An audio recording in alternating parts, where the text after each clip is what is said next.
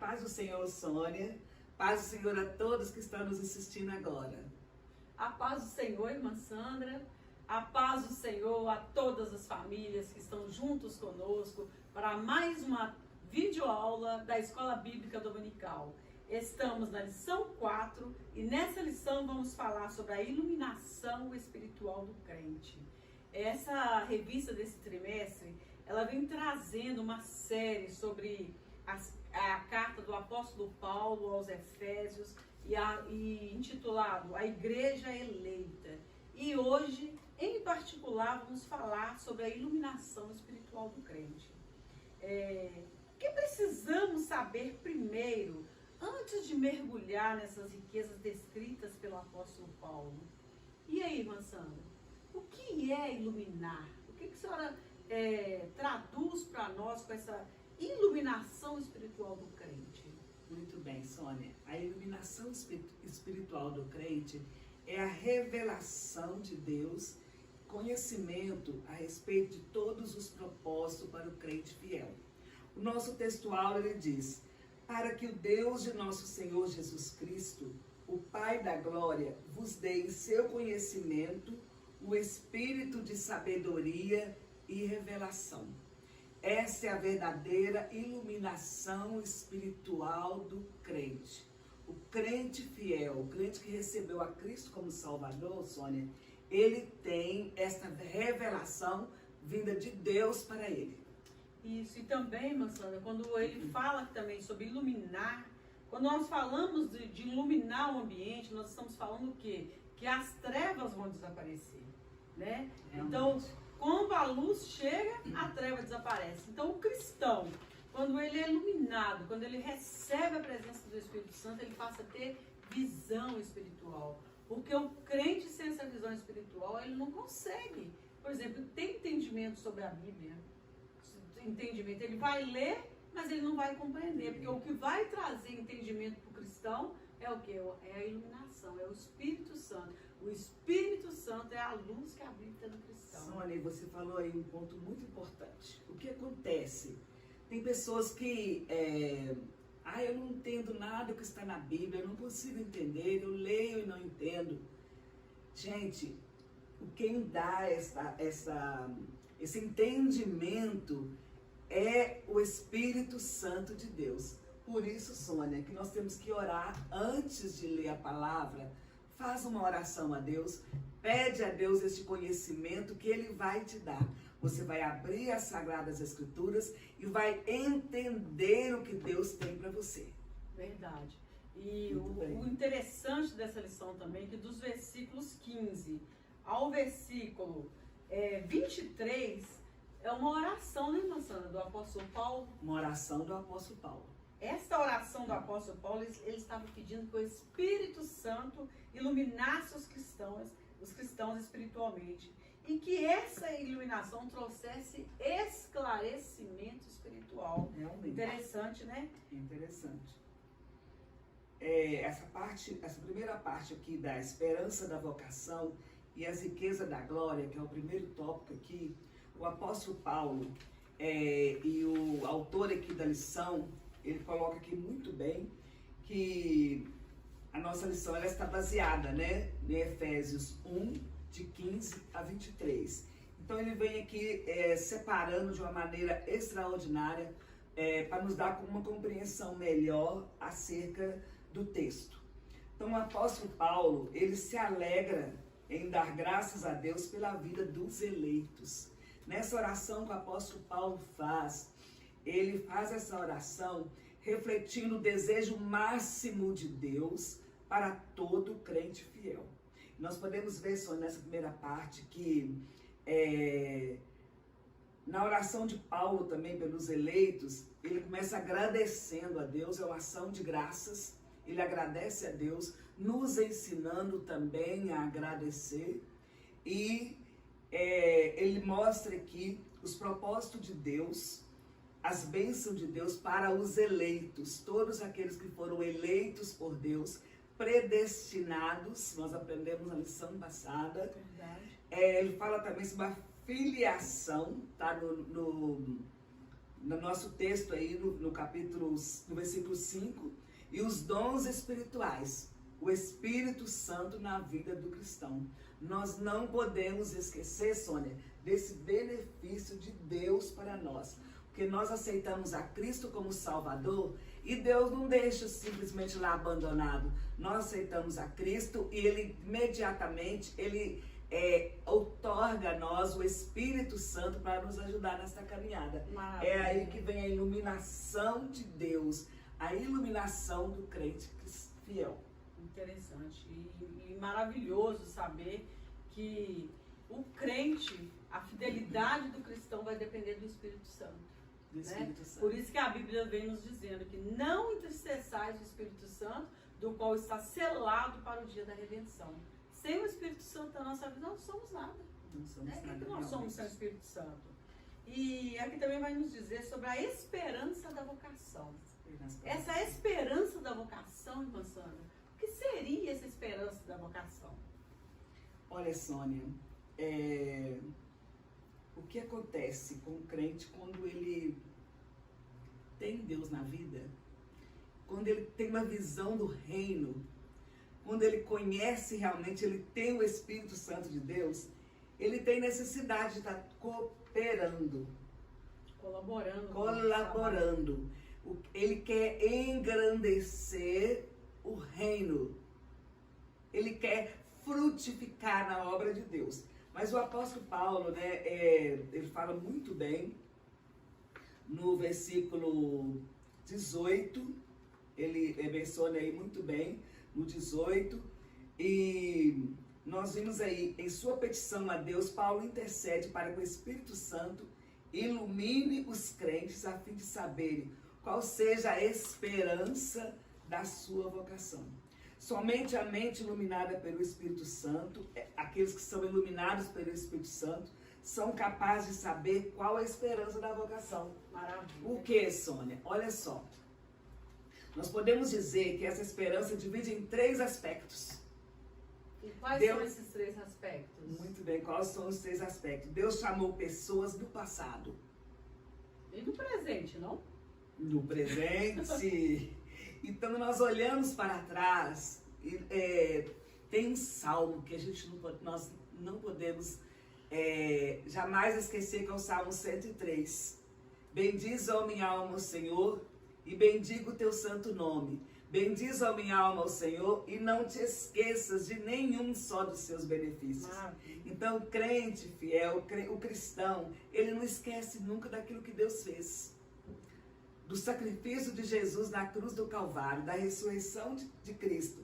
E também nós vemos no livro de Hebreus 11, sobre os heróis da fé. Então nós vimos que pessoas vieram antes de nós, que tiveram esta mesma iluminação, que trabalharam em favor do reino. Pessoas que serviram a Deus, outros que foram mártires, não é mesmo? Então ele vem aqui falando sobre o serviço e santificação no presente. Nós temos que buscar, Sônia, serviço e santificação no presente. Viver em comunhão e andar de um modo digno. Vida eterna, esperança de ver Deus face a face. Amém. E o outro ponto importante também, que a gente não pode deixar de ressaltar, são as riquezas da glória da sua herança. A maior herança que nos está reservada é a herança que quando Jesus falou, vou preparar-vos lugar. Né? Esse lugar que ele está preparado, esperando salvos em Cristo, que foram eleitos e redimidos para o dia da redenção. Glória a Deus. Maravilha. E essa riqueza, né, da glória, da sua herança, ela acompanha o plano da salvação. Sim. Que é o perdão dos pecados, a adoção de filhos, a adoção como filhos e vida eterna. Convicção, Sônia, de morar no céu. Sim, nós estamos convicção, nós estamos passando aí essa crise mundial, onde as pessoas, muitos têm perdido a esperança. Realmente é uma crise muito grande para todo o sistema, não é? E nós neste momento, o cristão, crente fiel, aquele que conhece a Deus, aquele que tem o Espírito Santo, ele tem esperança de vida eterna. E vida eterna não é a só vida eterna, é uma vida eterna com qualidade. Essa vida eterna com qualidade só Deus dá. É verdade. Enquanto nós estivermos nessa terra, nós somos propícios a passarmos por todas as situações de conflitos, essas situações que nós estamos passando agora, mas o que nos sustenta é essa esperança. A esperança da vida eterna, a esperança que nós temos Jesus como o nosso Salvador, como o nosso Libertador. Ele veio e nos deu toda essa esperança. Então, o cristão verdadeiro, o cristão autêntico, ele não pode perder essa esperança. E mesmo, Sônia, às vezes, tem dia que a gente amanhece realmente triste, diante de tantas informações, mas nós temos o Espírito Santo que nos ilumina, que nos conforta, que nos consola. Nós lemos a palavra de Deus, nós ouvimos mensagens de Deus, e isso nos dá força e esperança de vida eterna. Amém. Não é? Agora, passando para o ponto 2, irmã Sandra, vai falar sobre a excelente grandeza e força do poder divino.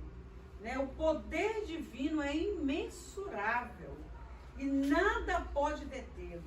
Em sua carta, Paulo se esmera no esforço de traduzir a grandiosidade e eficácia desse poder que opera em favor dos crentes. Maravilha, né? E sobre essa excelente grandeza do seu poder, o que nós podemos falar sobre essa excelência, dessa grandeza do poder de Deus? Muito bem. Paulo, ele ora para que os salvos que reconheça que tudo pertence a Deus. Amém. Não é mesmo? E quando a gente fala assim, sobre excelente, imagine. Quer dizer, está a grandeza, acima da excelência. É a grandeza e a força do poder divino. Amém. E quando aqui Deus está acima de todas as coisas, Ele está no controle de todas as coisas. É o Deus sobre-excelente, Ele tem o domínio nas suas mãos. Por isso que nós não precisamos preocupar, Sônia. Porque para Ele, por Ele, são todas as coisas. Todas as coisas. Então, força do poder divino, operação, eficácia, a ideia daquele poder ativo, né, de Deus para a nossa vida. Porque quando Jesus, Sônia, ele foi assunto aos céus, ele falou que ele ia. Verdade. Mas que ele mandaria o quê? Um consolador. Quem é esse consolador? O Espírito Santo. Aquele que nos ilumina. Amém. Em toda a nossa maneira de vestir, a nossa maneira de falar. No ambiente em que nós estamos, nós crescemos para a glória de Deus. O nosso procedimento, né? O mundo, eu já até falei isso numa lição anterior, que o mundo interior, ele pode até não ver esse Espírito Santo de Deus que opera em nós, mas o nosso mundo espiritual, ele vai nos reconhecer. Onde nós estivermos, essa luz vai resplandecer. Então, o mundo exterior, ele vai refletir o que está no nosso interior, que é a luz do Espírito Santo. Graças a Deus, né? E sobre a força do poder divino, na sentença, segundo a operação da força do seu poder, olha, o apóstolo Paulo aqui, ele fez 3 vocábulos gregos, considerando as palavras em grego, nós não vamos citá-las aqui porque não são relevantes para o nosso estudo aqui, né, irmã Sandra? Mas vamos falar sobre elas um pouquinho. Ele usou a palavra sobre-excelente,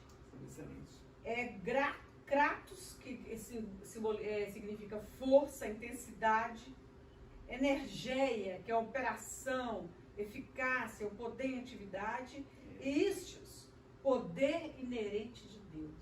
Então, essas palavras aí sobre que tudo vai sobreexaltar o poder de Deus são importantíssimos.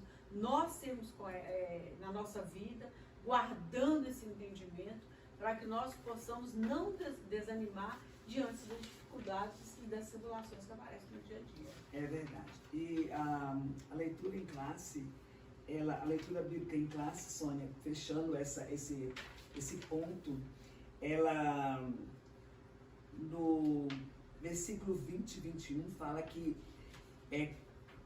manifestou em Cristo, ressuscitando dos mortos e pondo a sua direita nos céus, acima de todo principado, poder e potestade, e domínio, e de todo nome que se nomeia, não só neste século, mas também no vindouro. Amém. Não é? Olha só, palavras que nos dão incentivo, que nos dá força, que gera em nós esta esperança. Esperança e temor, né? E temor. Porque o crente que tem temor, ele está sempre ligado ali em comunhão com Deus e sabendo que essas coisas vão acontecer. Né? O século vindouro, quer dizer, breves tudo irá acontecer. Graças a Deus. É muito breve. Nós vamos deixar essas tristezas, essas doenças, essas amarguras. E porque Deus é onipotente. Ele não pode ser plenamente compreendido pelo ser humano. Mas ele deixou isso tudo aí para poder, de maneira sobrenatural, nos revelar um dia. A grandeza, a grandiosidade dele.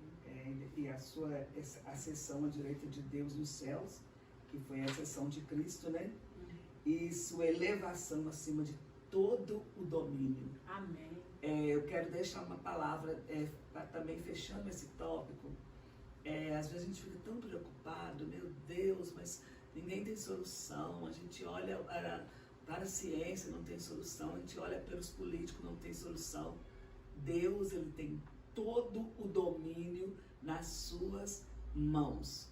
E nós não temos o que fazer, a não ser respeitar, obedecer os nossos líderes políticos, esperar em Deus. Nós, como cristãos, esperamos em Deus e sabemos, temos a certeza que Ele tem tudo nas suas mãos. É todo o domínio. E as pessoas entenderem, né, irmã Sandra, que no momento certo ele vai entrar com providência. Ele vai entrar com a providência. Né? O domínio é dele, o poder é dele, e está na mão dele. Então, no momento certo, ele vai entrar com a providência. Ele vai providenciar a cura. Deus sabe todas as coisas. A cura da terra. Não é? Irmã Sandra, vamos para o ponto 3? Ponto 3. Cristo, nosso exemplo de exaltação. Meu Deus. O subtítulo já é assim grandioso, né? Cristo, nosso exemplo de exaltação. Nesse ponto veremos 3 aspectos da exaltação de Cristo, que atestam a grandiosidade do poder de Deus, disponível também aos crentes.